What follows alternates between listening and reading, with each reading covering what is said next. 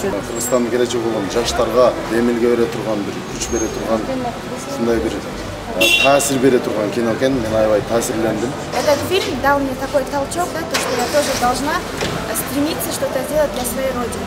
Мына кинону көрүү менен биз сабак алышыбыз керек.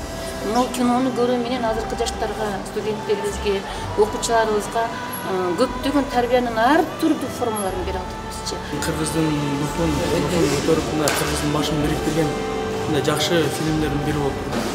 Мисалы азыркы жаштарга бул тимелеби нандан, суудан да артык, абадан да артык тарбия бере турган фильм болуп.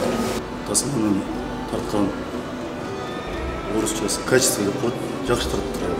Тарыхты билген кишилерге түшүнүктүү болот. А тарыхты билбеген жаштарга мен айта албайм. Кыргызстандын даңкынын, тарыхынын билүү үчүн чоң рахмат. Аябай жакшы көрүп эс алдык. Курманжан Датка фильми бүгүнкү күндүн талабына ылайык тартылган фильм экен.